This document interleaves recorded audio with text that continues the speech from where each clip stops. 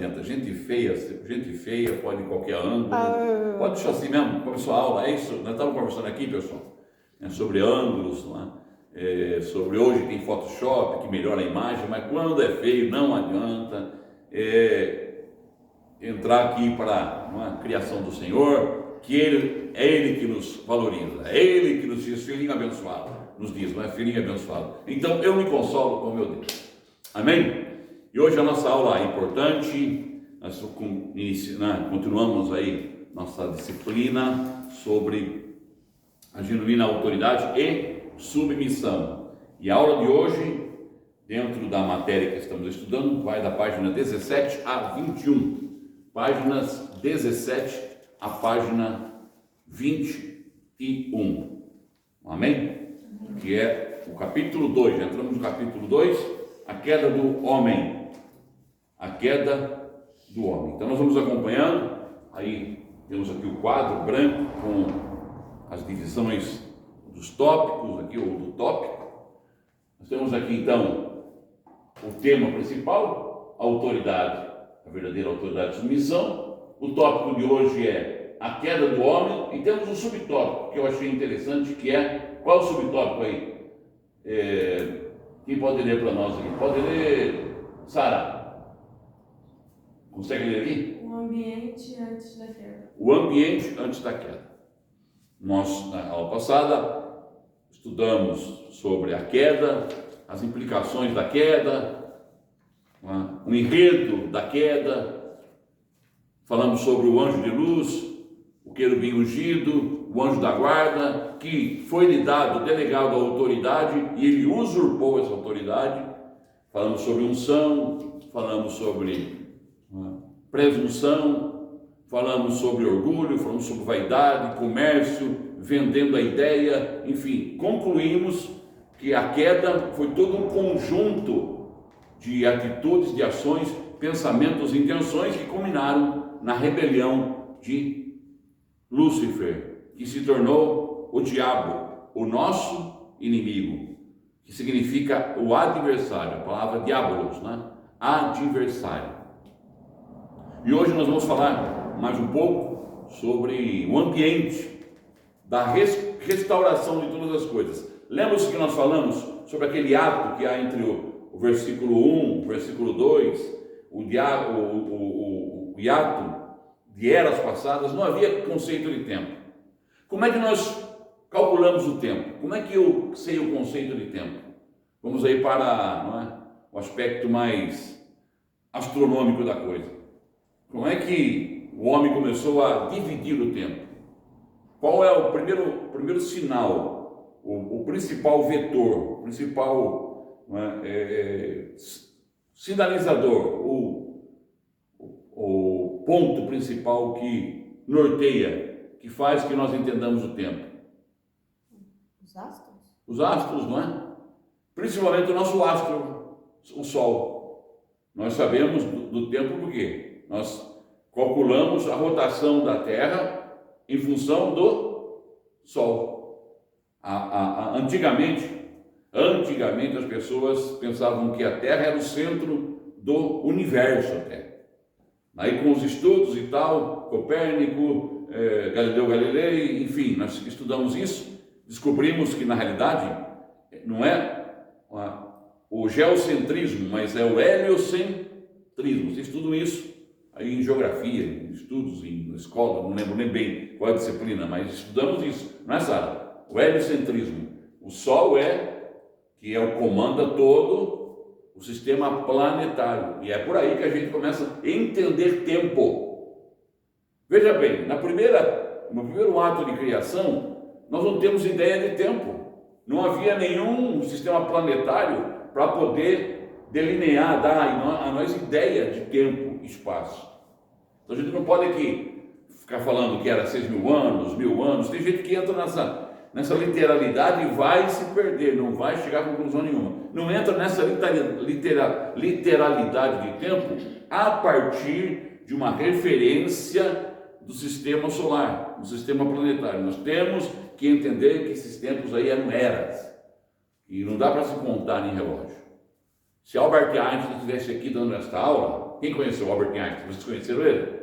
O aluno Albert Einstein, que já era um menino prodígio na escola, depois cresceu, tornou o Albert Einstein físico, teórico, que elaborou a chamada lei da relatividade. Não é? A lei da relatividade. Se Albert Einstein estivesse dando aula aqui, ele iria desenvolver isso com o pé na costa, falando sobre tempo e espaço. Não é? Ou seja, tudo é relativo. Se eu vou por a estrada aqui, a estrada que me conduz, essa que a Carmen vem, como chama essa estrada aí? É não sei se é a 3, a 4, não é a 3, a 4, essa que nós vamos aí para Matozinhos. A 28?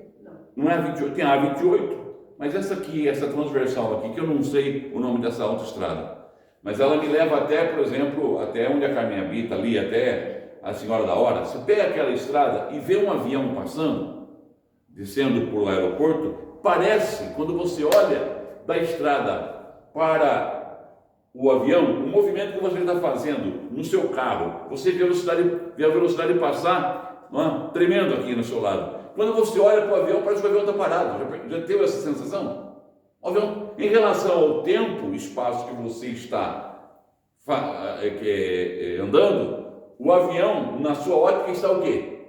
Parado. Se você computar no relógio, aquele avião ele vai demorar, ele está andando 300 km, 500 km por hora. Ele está fazendo 500 km, em alguns segundos ele já andou centenas de metros. Você andou 100 metros, em relação aos tempo e espaço, parece que aquele avião andou pouco, e ele andou mais do que você. E você andou muito e andou menos do que ele. Veja bem, vocês estão percebendo a comparação que eu estou dizendo? É isso que Albert Einstein começou a pensar em questão da relatividade, começou a colocar isso fazer o quê? Os cálculos. E aí, não vou fazer os cálculos agora porque eu vou levar algum tempo. Vamos deixar para lá esse cálculo aí. Depois eu faço para vocês. Aliás, eu acho que eu vou chegar a um cálculo mais rápido ainda, mas um cálculo melhor do que esse do Albert Einstein. Mas vamos lá para a aula, senão a gente fica aqui falando de física, de uma física teórica, de matemática, e não vamos chegar a lugar nenhum. Vamos para o estudo. A página 17, capítulo 2, a queda do homem. Então, vou pedir que a Emília inicie a leitura, e depois os alunos vão lendo aqui, cada um poderá ler a sua leitura aí. Pastor, fala todo o microfone quando eu pego tremendo já. Eita, a genuína autoridade e submissão é a disciplina geral. O tópico de hoje, a queda do homem. E o subtópico, o ambiente antes da queda. Vamos ler aí. A queda do homem. Conforme vimos no capítulo anterior, a terra tornou-se sem forma e vazia, depois de ter sido contaminada pela rebelião de Satanás e seus anjos. Havia trevas por toda a sua superfície, visto que estava coberta pelas águas do juízo de Deus. Gênesis 1, do 1 ao 2. A restauração da terra.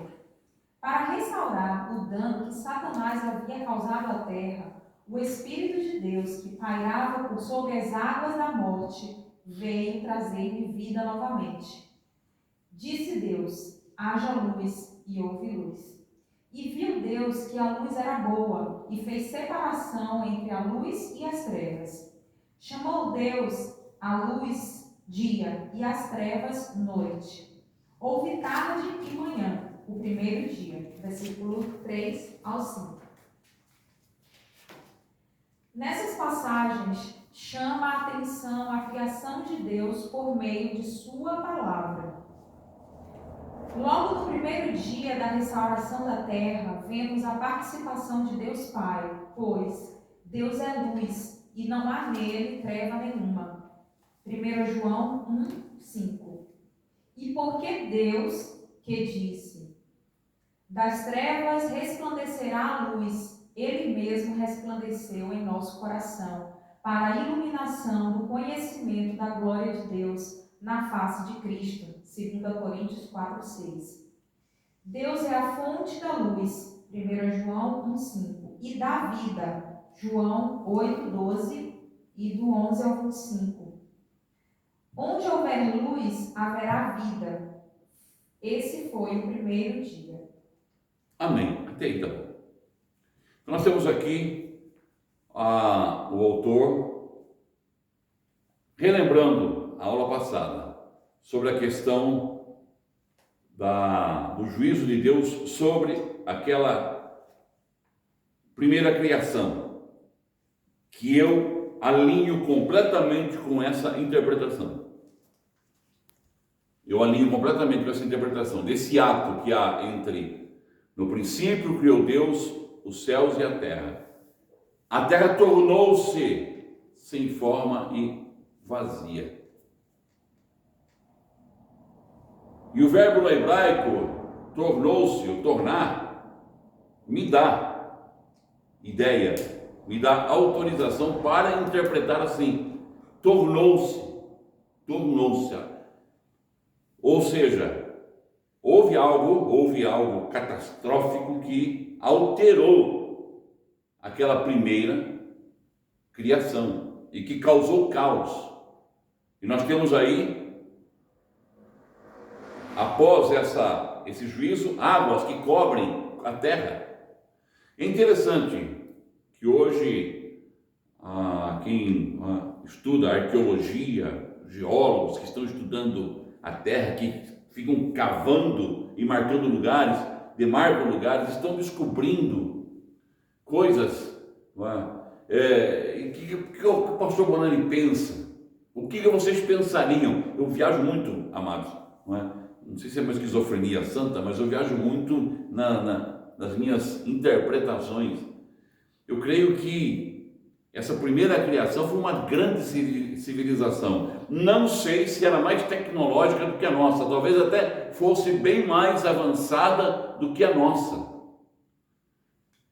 Não sei em questão, relação vida, qual era o tipo de vida, qual era o estilo de vida, qual era o contexto de vida que eles tinham como seres nessa primeira criação. O certo é que eu acredito que há algo muito evoluído em que esse ser angelical, que a gente pensa que tem asa, né? Você pensa, já viu?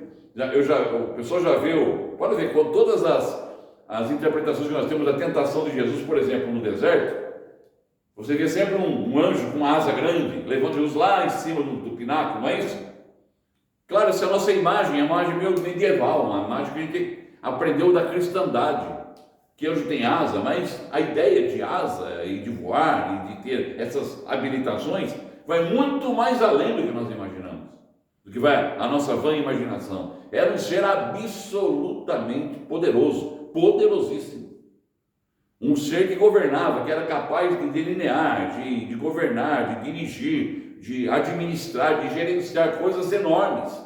Então essa criação e essas civilizações que vieram nessa primeira criação eram absolutamente evoluídas. Era algo extraordinário. Mas houve um juízo. Um juízo, uma força, uma energia que foi maior do que aquela criação e que anulou aquela criação e que reduziu aquela criação a um caos, a um juízo. E o inimigo também foi julgado dentro desse juízo de Deus, perdendo sua autoridade, perdendo a sua natureza de arcanjo, de querubim, enfim, dentro dessa esfera que ele tinha de hierarquia celestial, vamos dizer assim, ele perdeu. Essa foi a grande disciplina que ele recebeu. E eu creio que seu poder também ficou limitado. Deus teve que tirar, teve que banir e limitar seu poder, porque senão haveria um caos ainda maior. Ponto. Visto isso, Deus começa novamente a recriar. Amém? E nós vamos ler aqui a primeira divisão do tópico, e a Emília vai ler para nós, para a gente poder ter uma ideia mais ou menos da situação. Vamos lá. Restauração da terra. Gênesis capítulo 1. 1.1. Do caos, da rebelião à restauração. Então, temos aí, do caos, da rebelião, Deus começa a trabalhar a restauração. É maravilhoso isso, né? Deus trabalhando. Jesus não disse isso, meu Pai trabalha até hoje, e eu também. Deus sempre está trabalhando. Para mim, Deus não para de criar, não para de gerar. A natureza de Deus é criadora. Nós estamos aqui no nosso tempo e espaço, estamos aqui na nossa batalha diária, na nossa luta. Deus está cuidando de nós e ao mesmo tempo, esse Deus, olha a capacidade desse Deus, ao mesmo tempo Ele está gerenciando todo mais dos universos, das criaturas que Ele criou e está trabalhando até hoje. Deus não falta trabalho para Deus. Ele está trabalhando até hoje. Jesus mesmo declarou: meu Pai trabalha até hoje e eu também. Então aí Deus começa a trabalhar, elaborar a recriação, a restauração, repor de uma forma maravilhosa tudo aquilo que a rebelião tinha deixado como resultado. Deus volta a recriar todas as coisas. 1.2, Emília.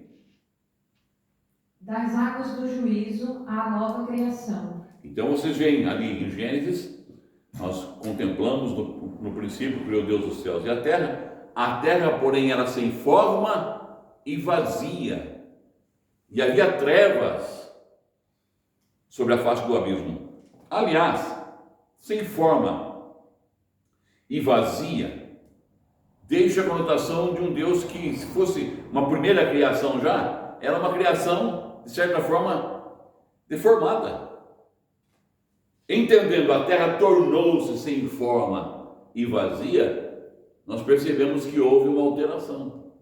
A terra, pelos juízos que veio de Deus, tornou-se um caos de águas que cobriram um grande dilúvio, algo extraordinário, algo que anulou, algo que absolutamente desfez toda aquela antiga criação. Nós estamos acostumados muito à nossa limitação, até simplista, não é? Na escola bíblica dominical, a gente vê, não é? Ensina as crianças, é isso mesmo, tem que ensinar, para que elas possam, os pequeninos, terem uma ideia. Mas nós temos uma ideia muito apequenada ainda, coisa muito mais extraordinária do ponto de vista de Deus. Amém, amados? 1.3, Emília. 7 dias igual a 7 eras. 7 dias igual a 7 eras. Como diz o autor aqui, não vamos pensar que aqueles dias eram dias como nós temos aqui. Aliás, os luzeiros não são criados no primeiro dia, nem no segundo dia. São criados a posteriori, ou seja, não dá ainda para você entender espaço de tempo. Um dia de 24 horas, não é dia de 24 horas. Eu não posso entender um dia de 24 horas. Poderia ser, no tempo e espaço de Deus, poderia ser 2 segundos, 1 segundo, poderia ser uma fração de segundo, não interessa. Que estão aqui de tempo e espaço, não nos compete. Porque Deus pode fazer em 5 minutos, em 10 minutos, em 1 minuto, uma obra completa. Não vamos entrar nessa questão, mas esses dias, com certeza, não são dias de 24 horas. É um processo que Deus vai trabalhando, que Deus vai permitindo, que Deus vai... E hoje a ciência começa a encontrar vestígios que não contrariam a palavra. Nós temos um medo dessa questão científica, né? Nós temos um medo de ouvir uma pessoa que estuda a questão geológica, os tempos, o espaço, e achamos que é um ateu, que é um incrédulo. Não, há muitos que creem em Deus, muitos cristãos que são grandes escritores, pensadores, físicos, teólogos, biólogos, geólogos. Nós temos aí um vasto número de pessoas que estudam essa matéria. Então não é por aí. São tempos, são eras que nós não podemos colocar no cronos, no relógio. 1.4. Restaurar é plano de Deus. Restaurar é plano de Deus. Deus sempre está pronto para restaurar. Ele também quer restaurar o quê? A nossa vida. A Bíblia inicia a sua história, amém? A história do planeta Terra, a nossa história, ela inicia com Deus restaurando. Deus sempre está restaurando. Restaura a nossa vida, restaura a nossa saúde, restaura a nossa fé. Deus sempre está pronto a nos restaurar. Amém? Ok, vamos lá então, continuando a leitura da página agora, 18, não é? Sara, é sua responsabilidade agora. Vamos restaurar a leitura aqui, renovar a leitura. Vamos lá. Cabe ponderar aqui que os 7 dias que Deus usou para restaurar a terra devem ser 7 períodos de tempo. Não são necessariamente 7 dias como os entendemos hoje, de 24 horas. Olha aí. Cada período pode ter tido de muitos e muitos anos, e não sabemos exatamente a duração de cada um. No segundo dia, disse Deus: haja firmamento no meio das águas e separação entre águas e águas. Fez, pois, Deus o firmamento e separação entre as águas debaixo do firmamento e as águas sobre o firmamento. E assim se fez. Gênesis 1, 6, 7. O firmamento é o ar da atmosfera que recebe a evaporação das águas da superfície, que nesta passagem não são as águas dos juízos de Deus, e as torna em águas saudáveis, águas sobre o firmamento. O firmamento, ou ar, prefigura o espírito que é capaz de separar as coisas terrenas das celestiais, as coisas naturais das espirituais. Essa é sua carta aos Colossenses. Paulo os encoraja a buscar as coisas lá do alto, onde Cristo vive, assentado à direita de Deus, assim como a pensar nas coisas lá do alto, não nas que são aqui da terra. 3, 1, 2. Somente o Espírito é capaz de separar o que é celestial do que é terrenal. No terceiro dia, Deus juntou as águas num só lugar e fez aparecer a porção seca da terra. Ela prefigura Cristo, que morreu por nós e no terceiro dia ressuscitou como uma boa terra para produzir vida. É maravilhoso ver a participação de Deus triuno na restauração da terra, o Pai, o Espírito e Cristo. Deus fez no quarto dia 2 grandes luzeiros, o maior, o sol, para governar o dia, o menor, a lua, para governar a noite, e fez também as estrelas. Gênesis 1, 14 a 18. A luz do primeiro dia era difusa, abstrata, evidenciando a separação da escuridão. Já a luz do quarto dia é luz concreta, necessária e decisiva para o crescimento das plantas, para que frutifiquem e deem semente. Amém. Olha aí. Agora temos aqui algo interessante. Nós vemos a participação, a restauração de Deus. Nós vemos que a luz foi criada no quarto dia. Mas no primeiro dia já havia luz. Diz que no quarto dia Deus criou a luz. Mas no primeiro dia Deus disse: haja luz.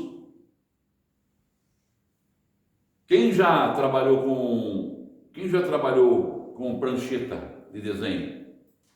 Fazer projeto? Ou quem já viu? Eu trabalhei com técnico mecânico e uma das disciplinas que eu tinha que fazer, das matérias, era desenho técnico.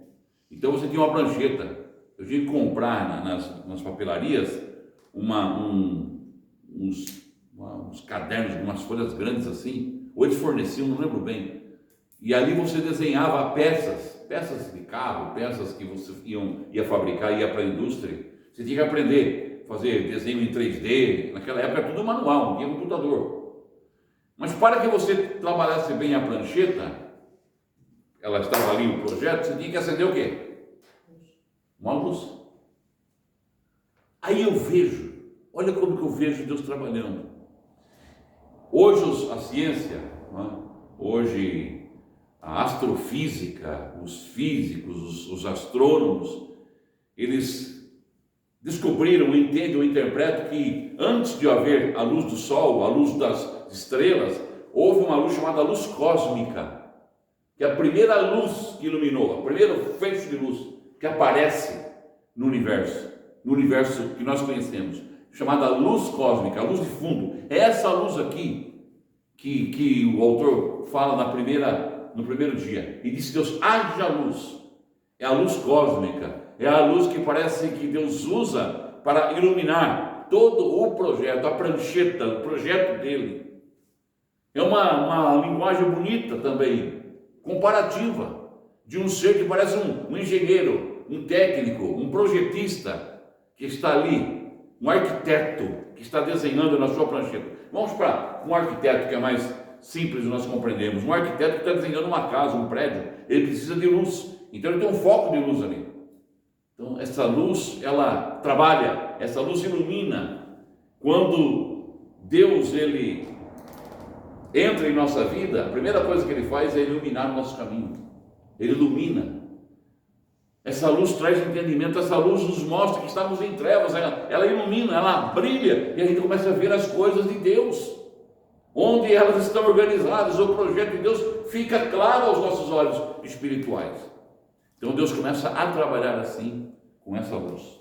Mas vamos aí para a divisão do tópico, e a Sara vai ler para nós. Elemento luz e a sua significação, Gênesis 1. 2.1 Luz cósmica, primeiro elemento na recriação. Amém? Não é a luz solar, é a luz cósmica. É o primeiro elemento na criação. Não era uma luz que era feita, não sei, hoje, fisicamente, não é? A luz, ela é constituída do quê? Partícula que compõe a luz. Quem sabe? A partícula que compõe a luz. É o fóton. Fóton é a partícula que compõe a luz. E é esse fóton que tem a fotossíntese. O que é a fotossíntese? É quando a planta ela absorve o fóton, a luz, e produz, né, todo o processo para que ela possa crescer, ter vida, produzir flor, fruto. Fotossíntese. Não havia fotossíntese nessa época. Havia uma iluminação para trabalhar. A iluminação que capacita Deus, vamos dizer assim, para Ele colocar todas as coisas novamente em ordem. Somente podemos, é que nem você entrar num prédio que está todo arrebentado. Tem uns prédios aqui hoje que estão, né, aqui perto aqui da nossa casa, uns prédios abandonados antigos, lá de 1800, não sei, estão abandonados. Você, à noite não há luz. Para você entrar e ver que situação está um prédio, imaginemos que acontece um problema lá, alguém fica preso e eu preciso entrar naquele prédio à noite. Se eu não tiver luz, eu não consigo ver. Mas se eu tiver luz, eu olho para aquele prédio destruído e vejo o que lá dentro? O caos. E aí eu começo a organizar as coisas. Eu preciso de luz. Ok? Assim era a primeira luz, que não era luz solar, mas era chamada luz cósmica. Jesus é a luz, não é? Vamos lá, 2.2. Significação, aponta para Cristo, João 8,12. Essa significação, ela aponta para Cristo.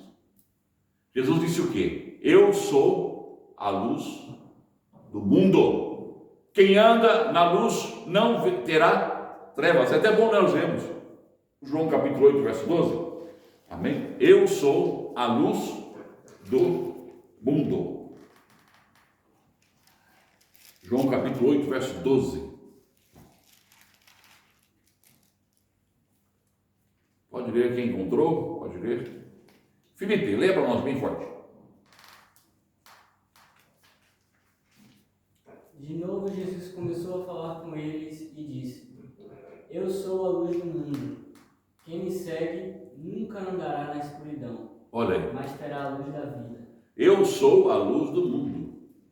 Quem me segue nunca andará na escuridão, mas terá a luz da vida. Tudo isso, Miguel, aponta. Tudo isso, ela nos dá uma simbologia, uma significação, como está aqui na divisão do tópico. A luz e sua significação, ela aponta para Jesus. Ele é a luz do mundo. Lá em João, no capítulo 1 de João descrevendo, no princípio era o verbo estava com Deus, o verbo era Deus, todas as coisas foram feitas por Ele, e sem Ele nada do que foi feito se fez. Ele era a luz dos homens, mas os homens odiaram a luz e amaram as trevas. Ele era a luz do mundo, apontando essa luz representada nessa luz que ilumina a recriação. Jesus é a luz do Pai que ilumina a nossa recriação, coloca o nosso caos em ordem. Aleluia! A minha vida era um caos sem Jesus, estava em desordem. A luz veio e colocou esse caos em ordem, começou a trabalhar, processar em mim o chamado novo nascimento, a recriação. 2.3. Deus é luz. 1 João 1,5, 2 Coríntios 4,6. Deus é luz. Deus é luz. 1 João 1,5. Deus é luz e nele não há treva nenhuma. Tem aí 1 João 1,5, Sara, leia para nós. Então, essa é a mensagem que dele ouvimos e vos declaramos, que Deus é luz e não há nele treva alguma. Deus é luz e não há nele treva alguma. Deus é luz. Essa luz é o próprio Deus. Haja luz, ou seja, haja luz é Deus iluminando. É Deus se manifestando já como luz da recriação. 2.3. 2.4, perdão. A restauração, recriação, igual ao novo nascimento. Então a restauração e a recriação apontam também essa luz para o nosso novo nascimento. Não foi isso que Jesus disse para Nicodemos no capítulo 3? Necessário vos é nascer de novo. Ok? Muito bem. Continuemos aí a leitura agora. A Sara terminou a sua leitura e vamos para quem agora? Para nossa irmã Carmen. Do ponto, está com a luz aí, né, Carmen? Do ponto em que a Sara terminou, com essa luz que te ilumina. Continua lendo, Carmen. Isso. No quinto dia, Deus povoou as águas de enxames de seres viventes e determinou que aves voassem acima da terra, sob o firmamento do céu. Criou também os grandes animais marinhos e todos os seres viventes que rastejam, os animais domésticos, os animais selváticos e os répteis foram criados por Deus no sexto dia, no qual Ele também, por fim, criou o homem à sua imagem e semelhança, para que este dominasse sobre tudo que Deus criara. Pode continuar. O homem criado para governar. Depois de ter criado o homem e a mulher, Deus os abençoou e lhes disse: sede fecundos, multiplicai-vos, enchei a terra e sujeitai-a. Dominai sobre os peixes do mar, sobre as aves dos céus e sobre todo o animal que rasteja pela terra. O trecho bíblico deixa evidente que Deus criou o homem com o objetivo de restaurar seu governo na terra, que fora usurpada por Satanás e seus seguidores. O homem foi criado especialmente para esse fim. Deus formou o homem do pó da terra e soprou-lhe nas narinas o fôlego de vida. E o homem passou a ser alma vivente. Paulo diz em sua primeira carta aos Coríntios: o primeiro homem formado da terra é terreno, o segundo homem é do céu, como foi o primeiro homem. O terreno, tais são também os demais homens terrenos. E como é o homem celestial, tais também os celestiais. Amém. Então veja bem, agora nós estamos vendo toda essa questão da recriação, não é? Da primeira criação à recriação. E esses 6 dias da recriação, ou dessa nova criação, tudo isso por uma simples razão: Deus quer restaurar a autoridade. A autoridade foi perdida. Houve rebelião. Satanás se rebelou. Esse ente que tinha autoridade e que nas esferas espirituais e físicas da primeira criação, dentro do padrão da primeira criação, não se manteve fiel, caiu. Era necessário o quê? Restaurar, refazer, repaginar. dar uma ressignificação para essa criação. Então Deus usa esses 6 dias que nós temos aí no relato de Gênesis para restabelecer também a sua criação e autoridade. E essa autoridade ele delega a quem? No 6º dia ao homem. Primeiro dia a criação, segundo dia, enfim, no 6º dia culmina na criação dos seres viventes terrenos que rastejam, os seres que nós conhecemos aí, do mundo que nós conhecemos, do mundo animal, vegetal, mundo mineral, enfim, tudo se une, e aí Deus cria o homem e dá a ele essa autoridade. Dá para ler daí, Carmen? Para nós a terceira divisão aí, do estudo? Os 6 dias da criação e autoridade. Gênesis 1, 2. Os 6 dias da criação, ou da recriação e o estabelecimento da autoridade. 3.1 então, Carmen. Ação divina pós-rebelião. Então, Gênesis 1, 2.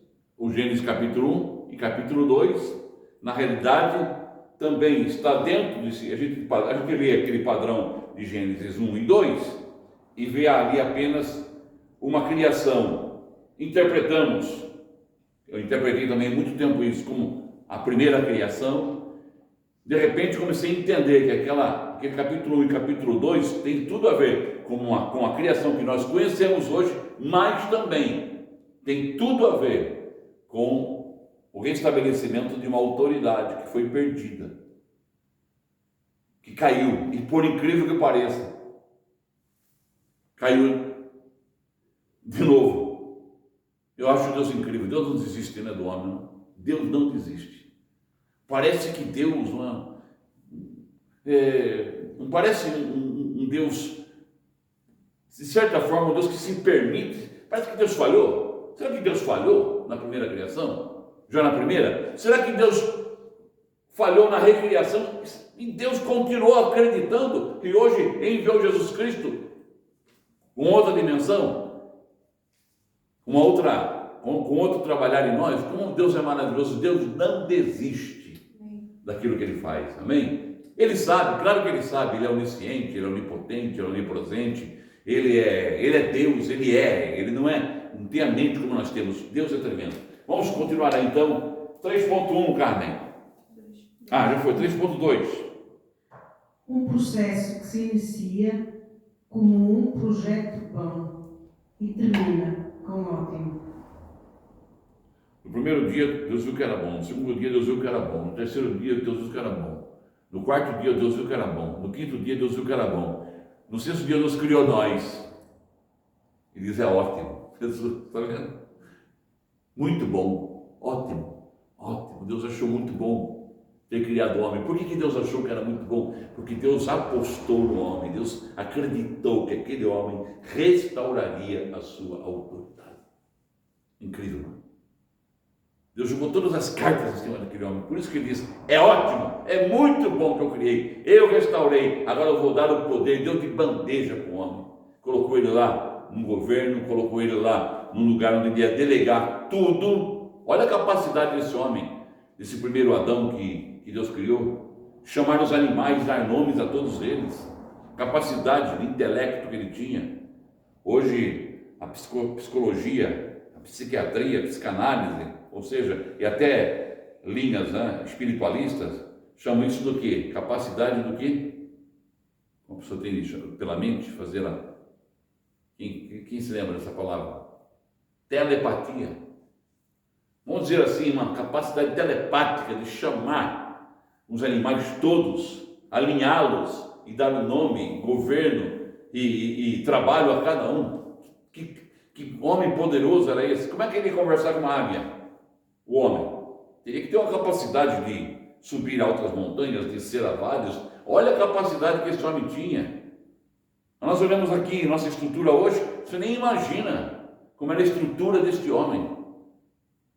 O que a queda desse homem produziu como limitação nessa estrutura. Deus também tirou poderes que estavam latentes desse homem. Havia poderes latentes nele. Deus teve também que anular muito desse poder. Senão esse homem causaria muitos danos.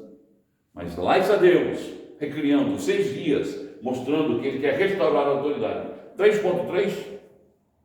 Sexto dia, o homem é criado com o propósito de governar, autoridade delegada. E no sexto dia, o homem é criado. Qual o propósito? Governar, autoridade delegada. Amém? Alguém mais tem a apostila aí? Não? Então, vamos terminar a leitura. Esposa, termina o restante da leitura usando o microfone. Não acho que ninguém mais tem a leitura, a apostila. Página 21, não é? Está terminando aí na página 21. O corpo do homem foi feito com o pó da terra.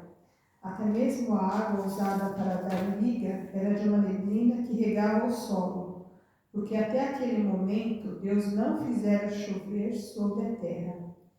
Isso significa que o homem é totalmente terreno, mas o homem terreno não é capaz de governar por Deus. Por isso, ele soprou nas narinas do homem o fôlego de vida, o qual se tornou o espírito humano. O espírito do homem é o vaso para receber Deus. O que é terreno é capaz agora de receber o que é celestial. Com o resultado da formação do espírito humano no corpo feito do pó da terra, o homem passou a ser alma vivente. Amém. Ok? Ficamos por aqui com a aula de hoje, entendendo que esses 6 dias da criação, na realidade, não é apenas um conto bonito, não é apenas um elemento que ficou registrado em Gênesis, para nós ensinarmos às nossas crianças na escola bíblica dominical, que temos que fazer, logicamente. Estamos aqui com professores, a Sara gosta de ensinar, mostrar, e é muito bonito, e tem que transferir para a linguagem deles mesmo, é isso mesmo. Mas eles vão crescendo e também nós vamos ensinando que o Deus de Gênesis 1 e 2 é muito maior do que esse Deus que nós alimentamos da nossa infantilidade. Nós temos que crescer e ver, né, que Deus também cresce. As nossas crianças têm que crescer também nessa visão desse Deus maravilhoso. Que Deus abençoe os alunos, que Deus abençoe vocês. Mais uma vez um abraço para os que estão aí na plataforma digital, uma bênção grande para o pessoal da CEPAM, o pessoal ali também, um abraço querido para os irmãos da nossa comunidade lá, co-irmã no Paraná. Que Deus abençoe vocês grandemente, experiências com o Criador, que nós possamos a cada dia ver esse Deus maravilhoso sendo exaltado em nossas vidas. Um abraço para todos, final de aula, Deus abençoe a cada um, em nome do Senhor Jesus. Aleluia!